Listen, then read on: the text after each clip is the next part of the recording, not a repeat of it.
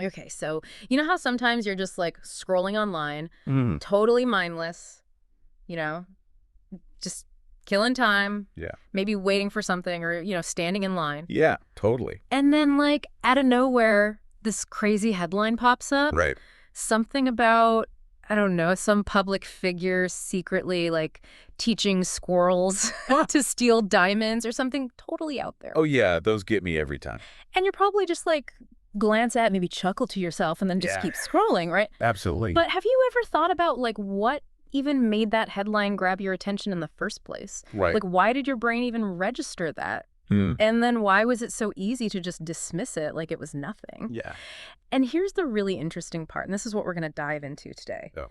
Did that tiny little glimpse of information, even if you immediately forgot about it, Right. did it actually teach you anything?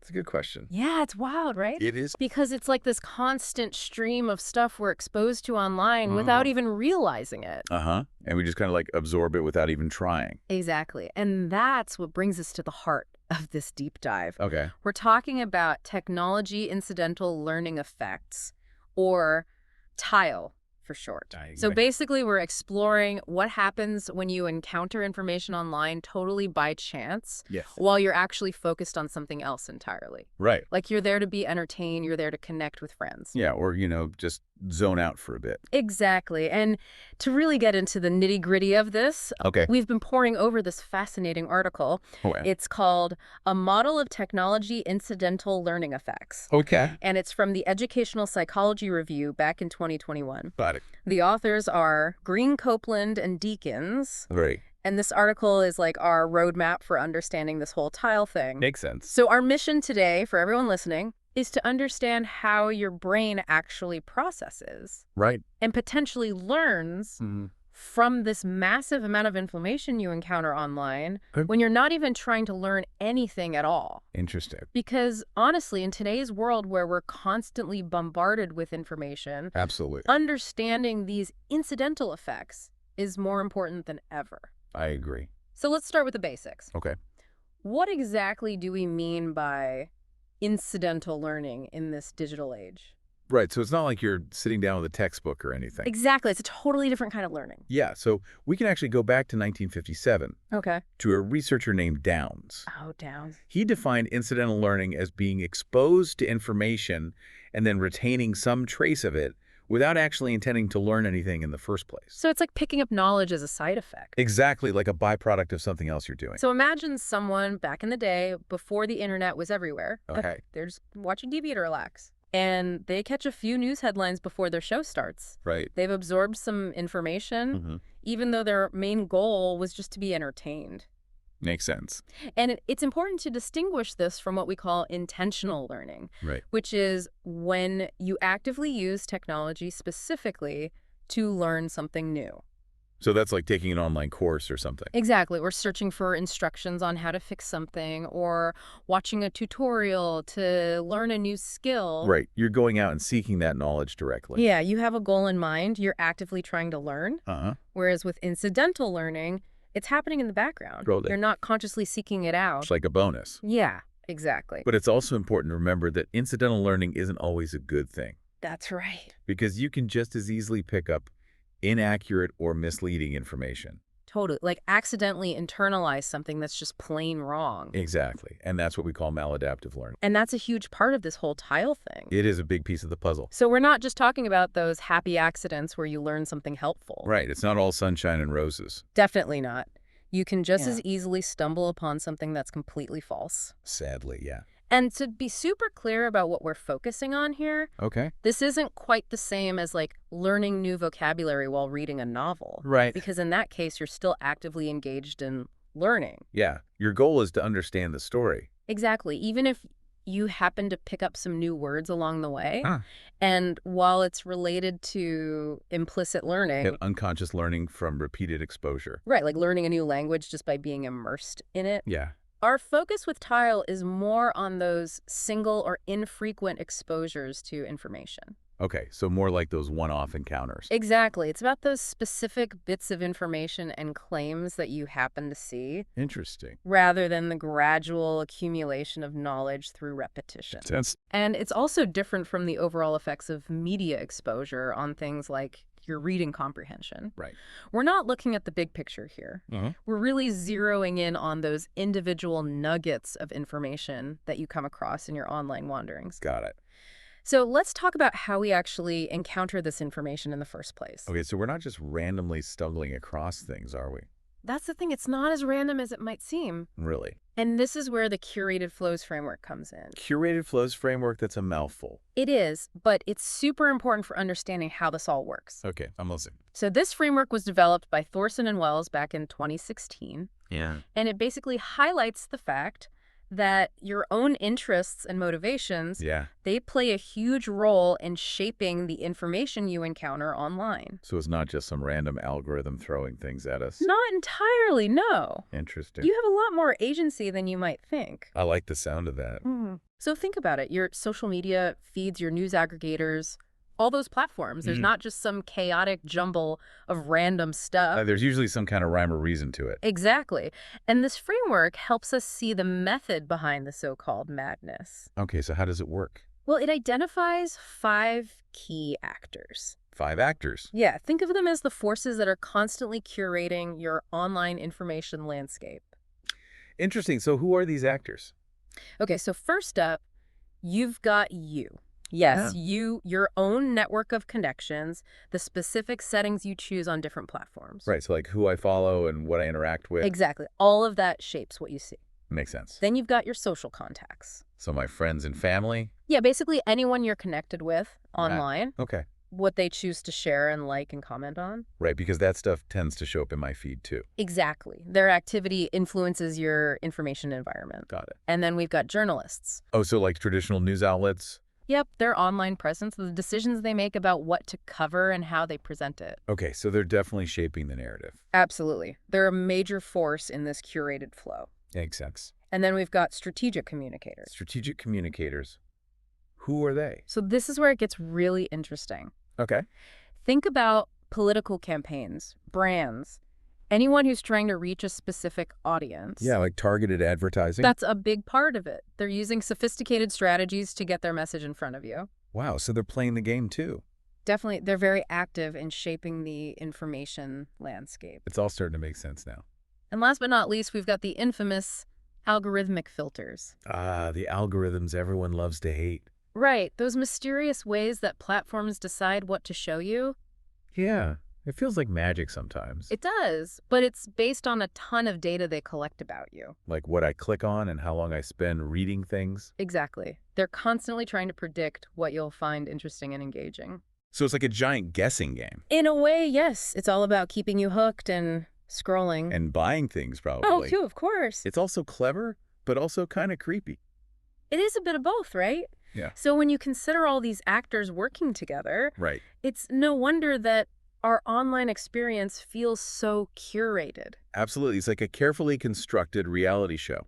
In a way, yes. And understanding these forces helps us be more critical consumers of information. So we're not just passively along for the ride. Exactly. We can start to see the strings being pulled. I like that. So now that we have a better sense of how information flows our way, Yeah. let's talk about what makes us actually notice something. Right, because there's so much stuff flying past us all the time. It's like a constant bombardment. So what makes something stand out? That's the million-dollar question. Okay, I'm intrigued. So this is where we get into the noticing stage. The noticing stage. It's that crucial first step where a piece of information registers in your awareness. So it goes from background noise to something you actually see. Exactly. And this stage was explored in depth by Yadamsurin and Erdelez in 2017. Okay. And they identified a bunch of factors that make you more likely to notice something. So it's not just random chance then? Not entirely. There are things that make certain information more attention-grabbing. Okay. I'm all ears. So let's break it down into 3 main categories. Yeah. You've got user factors, content factors, and environmental factors. Makes sense. A nice little triangle of influence. Exactly. So let's start with user factors. Okay, so what about me as the user makes me notice things? Well, your prior knowledge plays a huge role. So what I already know. Exactly. If you already have some understanding of a topic, Uh-huh. you're more likely to notice related information. Because it connects to something I'm already familiar with. Precisely. It stands out from the noise. Okay, that makes sense. And then there's your cognitive capacity at that moment. Cognitive capacity, so like how much brain power I have available. Yeah, basically how much mental energy you have to spare. Because sometimes I'm just fried and can't process anything new. Totally. And when you're mentally exhausted, Right. you're less likely to notice subtle details. Yeah, it's like my brain's on autopilot. Exactly. And then there are things like your personal interests, your curiosity, even your general approach to learning. So whether I like to skim the surface or dive deep. Exactly. All of that influences what catches your eye. It's like my brain has a filter for what it finds interesting. In a way, yes. And then there's this interesting finding about partisanship. Partisanship, so my political beliefs. Yeah, initial research suggests that it might not be the primary factor in determining what you notice. Really, that's surprising. It is a bit counterintuitive, right? Because I feel like I'm drawn to headlines that confirm my views. I know it feels that way, but what seems to matter more is how often you engage with news websites in general. So it's more about how much I seek out news, regardless of my political stance. That seems to be the case, at least in those initial studies.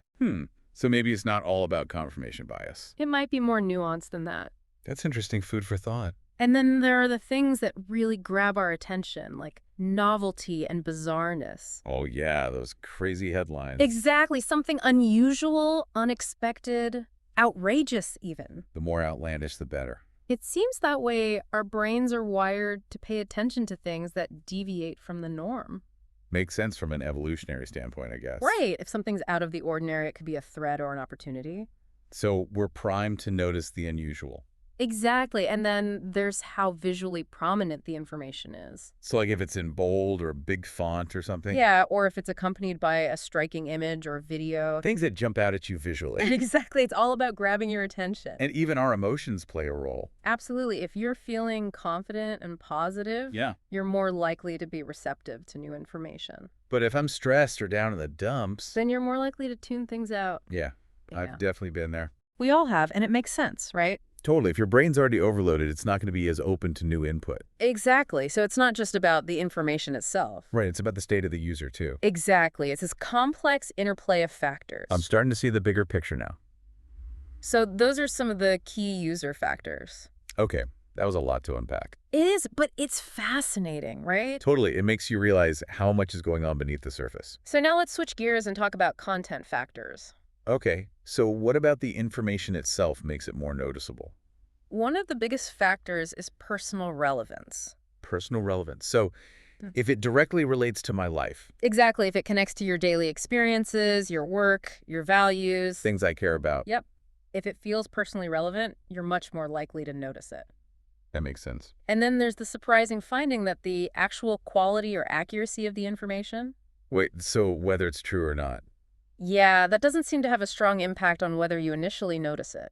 Really? So a well-researched article isn't necessarily more eye-catching than clickbait?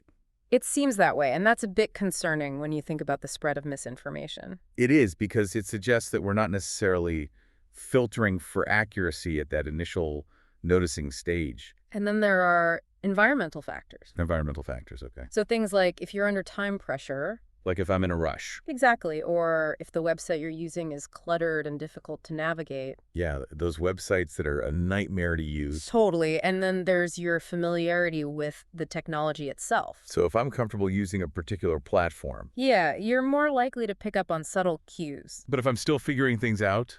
It's going to be harder to notice those little details. Right, because I'm focused on just using the technology itself. Exactly. So it's not just about you and the content, it's also about the context in which you encounter that information. I see. So it's this whole ecosystem of factors. Precisely. It's all interconnected. Wow, my brain is doing a lot more work than I thought. It is constantly processing and filtering. Amazing. So now that we've talked about what makes us notice something, let's move on to what happens after that initial spark of awareness. Okay, so we've noticed something. Now what? Well, do we instantly absorb and understand it? I'm guessing not. You're right. There's a big difference between simply seeing something Mm. and actually engaging with it in a meaningful way. Right, like really processing it. Exactly. And that's where this concept of dual processing comes in. Dual processing. Yeah, it's like your brain has two different modes for handling information. Two modes, tell me more. So we can think of them as automatic processing and deliberative processing. Automatic versus deliberative, so like a fast track and a slow track. That's a great analogy. I like it. So automatic processing, also known as type 1 thinking. Type 1, okay. It's fast, it's intuitive, it happens largely without you even realizing it. So it's like my brain on autopilot. Exactly. And it doesn't require a lot of mental effort. So I'm not consciously thinking things through. Right, you're not actively using your working memory. Interesting. So remember that crazy squirrel burglar headline? Oh, yeah. That was almost certainly processed automatically. So my brain just took it in without much effort. Exactly. And this type of processing might lead to some basic learning. Like maybe I'd recognize the headline if I saw it again. Yeah, but you probably wouldn't remember a lot of details. So just a fleeting impression. Right, not a deep understanding. Okay, what about deliberative processing then? So deliberative processing, or type 2 thinking, Type 2, okay. this one is much slower, more reflective, and it involves conscious thought. So I'm actually using my brain power here. Exactly, you're actively engaging your working memory. Okay, so this is when I really stop and think about something. Precisely, it's about making a conscious effort to process information. Interesting. So what triggers us to switch from that automatic mode to the more deliberate mode? Right, because I'm not always going to stop and think about every little thing I see online. Absolutely. There are certain things that make us more likely to engage in that deeper level of processing. Okay, like what? Well, if something is particularly surprising, Like if it challenges my existing beliefs. that's a big one. Okay. Or if it strongly contradicts what you already know. Right, something that makes me go, wait a minute. Exactly. It makes you pause and question things. And that triggers more deliberate thinking. Yeah, your brain is like, hold on, I need to evaluate this. So it's like a mental red flag. And that can lead you to engage in more critical thinking. Okay, that makes sense. But even then, even when you engage in deliberative processing, Yeah, it can still be pretty quick. really? Like you might immediately dismiss something as obviously false. Right, like that's so ridiculous, I'm not even going to waste my time on it. Exactly. So even deliberate processing can be quite efficient. Interesting, so it's not always about deep contemplation. Not necessarily. It can be a quick judgment call as well. Okay, I'm starting to see the nuances here. And then there's this idea of a distrust mindset. Distrust mindset. It's like if you've been fooled or misled online before, Yeah, we've all been there. you're more likely to be skeptical of similar information in the future. So it's like I've developed a mental spam filter. Exactly. Your brain is on high alert for potential BS. That's pretty clever, actually. It is. Our brains are amazing at adapting to new environments. So I'm less likely to fall for the same trick twice. Hopefully, yes. But here's a really crucial point. Okay. Even when you think you're processing something deliberately, Right. that initial automatic reaction, The gut feeling. yeah, that can have a huge impact on how you ultimately interpret the information. So even if I try to be rational. That first impression can linger. That's kind of scary. It is, because it means that we're not always as objective as we think we are. So what can we do about it?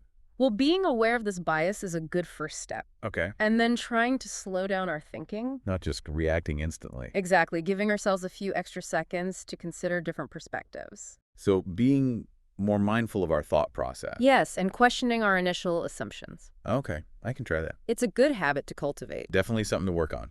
So we've noticed something, we've maybe engaged with it more deliberately, or maybe just had that quick gut reaction. Yeah. What happens next? What do we actually do with that information? Right, because noticing it is one thing, but actually doing something with it is another. Exactly. Yeah. So if you do engage in that more deliberate processing, Okay.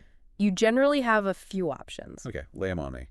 You might decide that it's not worth your time and you just return to what you were doing. So like scrolling past it? Exactly. You basically dismiss it. Oh, Or yeah. you might respond to it in some way. Like a quick comment or a like? Yeah. Or maybe you share it with your network. Right. But it's still a relatively superficial level of engagement. You're not really diving deep. Not yet. But the third option is where things get interesting. Okay, I'm listening. You might decide to select and read more about it. So actually click on the link and get the full story. Exactly. And that's when you're transitioning from incidental learning to intentional learning. So you're making a conscious choice to learn more. Precisely. You're actively seeking out information. Got it. So what influences which path we take. Right. Because sometimes I scroll past, sometimes I just react quickly, Yeah. and sometimes I really dive in. It's fascinating, right? It is. And the factors that influence these choices, Yeah. they often mirror the ones that affect whether we notice the information in the first place. So it's those user content and environment factors again. Exactly. They all come back into play. Makes sense. But let's delve into some specific aspects, Okay. starting with user factors. Okay. Your motivation and your genuine interest in the topic are huge drivers. So if I'm actually curious about something, You're much more likely to engage with it. yeah, because I want to learn more. And then there's that fear of missing out. FOMO. Yeah, that feeling that you need to stay informed. Especially in today's world where everything's happening so fast. Exactly. It's like information overload, but you don't want to be left behind. And then there's that sense of civic duty. Right, the feeling that you should be informed about current events. So it's not just about my personal interests, but also about being a responsible citizen. Exactly, and then there's your existing knowledge base. So what I already know about the topic. Yeah, and whether the new information clashes with your existing beliefs. That cognitive dissonance thing. Right, because sometimes it's uncomfortable to encounter information that challenges our worldview. It can be. And then there's how you want to present yourself online. So like my online persona. Yeah, do you want to be seen as someone who's informed and engaged? Right, or someone who just shares funny memes. Exactly, and then of course there are your emotions. Emotions always a factor. And this includes those epistemic emotions. Epistemic emotions, okay. So these are the feelings you have about what you're learning. So like if something makes me feel curious or surprised. Exactly, or confused, or even doubtful. Okay. All of these emotions can influence how you engage with information.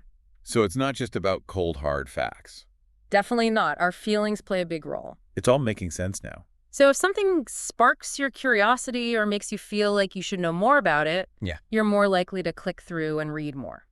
Makes sense. And then there are the content factors. Okay, so back to the information itself. The perceived utility, relevance, and novelty are all important. So if it seems useful, relevant, and new. Then I'm more likely to pay attention. Exactly. Yeah. It's about catching your interest and making you feel like it's worth your time. And if it's boring or irrelevant. I'm out of there. Pretty much. Makes sense. And then there's a fascinating finding about geographical proximity. Geographical proximity, so like if it's happening near me. Exactly. Research suggests that if the content relates to something close to home, you're more likely to read it. Really? So local news is more engaging. It seems that way our brains are wired to pay attention to things that affect us directly. That's interesting. I hadn't thought about that. And then, of course, the source of the information is incredibly important. The source, yeah, who's telling me this? Exactly who shared it, what you think of their credibility and reliability.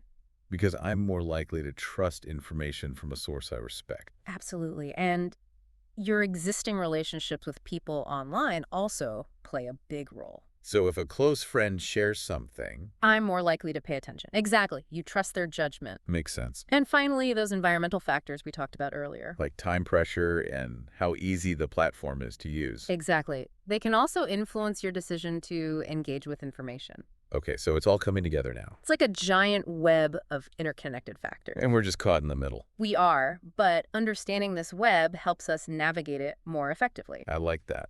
So we've traced the path from that initial fleeting glimpse of information to potentially clicking through and reading more. But what if we just notice something and immediately scroll past? Yeah. Or maybe we just offer a quick superficial reaction, like a like or a brief comment.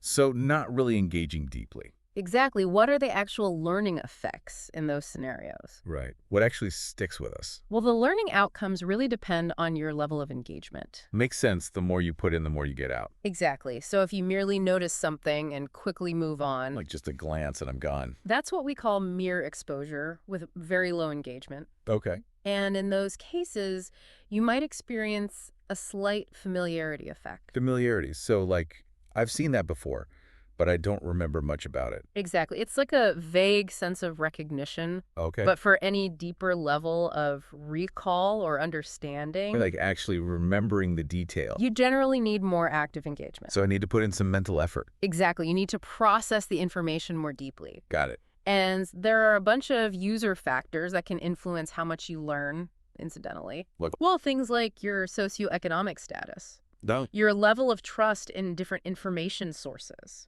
So if I generally trust the media or not, Exactly, and your educational background. makes sense people with more education might be better equipped to process information. That's one possibility. Interesting. And then let's revisit that concept of motivated reasoning. Motivated reasoning, Oh, yeah. where we try to protect our existing beliefs. And it might seem logical that you'd actively dismiss information that contradicts what you already believe. Right, I'm just going to ignore that it doesn't fit with my worldview. But research suggests that in the context of incidental exposure, So when I'm not really paying close attention. it's exactly, simply not engaging in critical thinking might be a bigger factor. Really? So it's not that I'm actively rejecting the information. It's more that you're not really processing it deeply in the first place. My brain's just on autopilot. Exactly, and this is where that automatic processing we talked about comes in. So it's more about mental laziness than conscious bias. It could be, and that's a fascinating insight. It is, because it means we might be more susceptible to misinformation than we realize. Exactly, especially if it aligns with our existing beliefs. Because we're not even scrutinizing it. And then there's this thing called the news finds me perception. News finds me perception. What's that? It's the belief that you don't need to actively seek out news and information Yeah. because social media and other platforms will just bring it to you. So I'm covered. I don't need to do any work. Exactly. But while that might feel reassuring, Right. it can actually lead to lower levels of political knowledge. Really? So I might think I'm informed, but I'm actually not.